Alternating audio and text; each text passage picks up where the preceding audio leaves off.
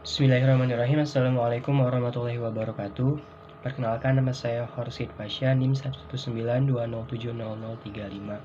Pada kesempatan kali ini saya akan menjelaskan tentang konsep dasar bimbingan konseling, di mana bisa kalian lihat semua pada PPT yang telah kami buat. Pertama-tama secara etimologis, kata dari bimbingan konseling terbagi menjadi dua, yaitu guidance dan counseling. Guidance berasal dari kata guide yang artinya mengarahkan, membimbing, memimpin, sedangkan counseling adalah pertemuan antara dua pihak secara empat mata dengan asas-asas yang berlaku dan dilakukan secara profesional.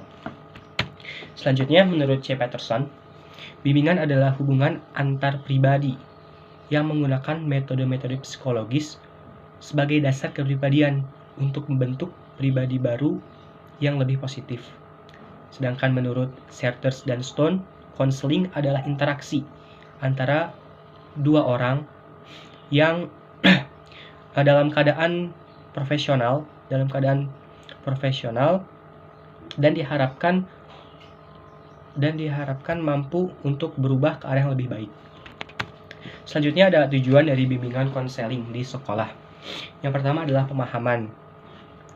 Ini berarti di mana bimbingan konseling harus paham daripada klien itu sendiri. Dalam kasus ini adalah siswa, di mana seorang konselor harus paham apa masalah yang dialami oleh siswa. Kemudian yang kedua ada sikap. Sikap adalah upaya di mana konselor dan kliennya itu sendiri merumuskan suatu permasalahan dan jalan keluarnya. Dan yang ketiga ada tindakan. Tindakan adalah langkah terakhir yang diambil untuk membantu klien, dalam kasus ini siswa, untuk menemukan jalan keluarnya. Selanjutnya ada fungsi bimbingan konseling. Fungsi bimbingan konseling terbagi menjadi 4. Yang pertama ada pemahaman.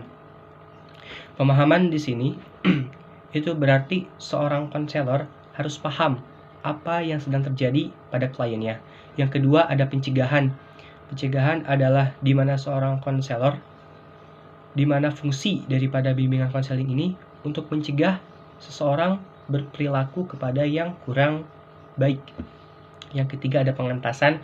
Pengentasan adalah penuntasan daripada permasalahan yang terjadi dari seorang klien pada konselornya. Yang keempat ada pemeliharaan perlindungan. Setelah semua proses itu terjadi secara berulang-ulang, maka barulah ada perlindungan kepada klien untuk tidak mengulangi apa yang telah dia perbuat. Selanjutnya ada asas-asas dari bimbingan konseling. Yang pertama ada asas kerahasiaan, di mana yang telah tadi disebutkan bahwa bimbingan konseling ini kan merupakan interaksi antara kedua orang secara profesional. Berarti di asas kerahasiaan ini bahwa segala sesuatu yang dibicarakan itu pasti terjaga rahasianya. Yang kedua ada kesukarelaan, di mana klien tidak dipaksa untuk melakukan proses bimbingan konseling, di mana dia melakukannya secara sukarela. Yang ketiga ada keterbukaan. Keterbukaan adalah tidak ada sekat ketika seorang siswa atau seorang mahasiswa sedang berkonsultasi dengan konselornya, maka tidak boleh ada sekat di sini.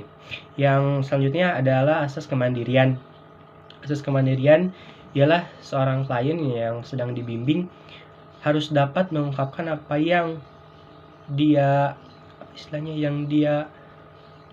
yang menjadi masalah dia dengan tidak melibatkan pihak-pihak tertentu agar proses ini berjalan dengan sangat efektif.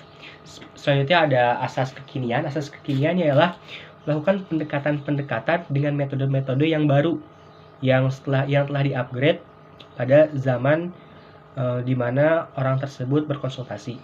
Selanjutnya ada kedinamisan. Kedinamisan adalah bimbingan konseling ini harus maju, dalam artian tidak boleh monoton. Ketika seorang konselor melakukan konsultasi, melakukan hubungan kepada kliennya, maka diharapkan hubungan ini dapat terus berlanjut maju, tidak monoton dan tidak menggunakan sesuatu yang bersifatnya terbelakang. Selanjutnya ada keterpaduan. Keterpaduan adalah di mana seorang konselor harus dapat memetakan daripada masalah yang dihadapi oleh kliennya, di mana alam, guru-guru, dan lain sebagainya harus ikut andil dalam upaya bimbingan si anak tersebut. Selanjutnya ada kegiatan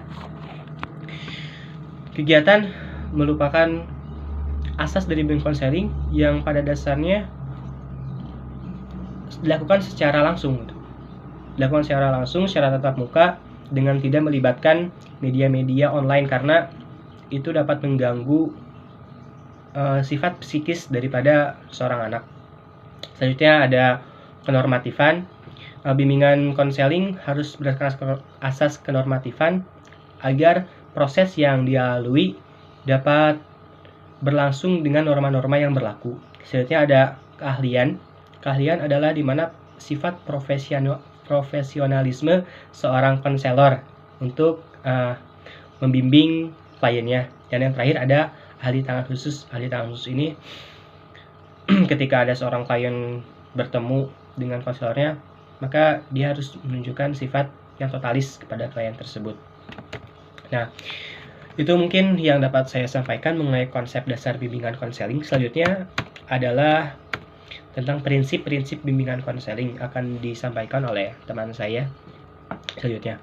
Untuk kalian bisa lihat kami akan menyampaikan PPT dan juga makalah kami, maka silahkan buka. Terima kasih. Wassalamualaikum warahmatullahi wabarakatuh.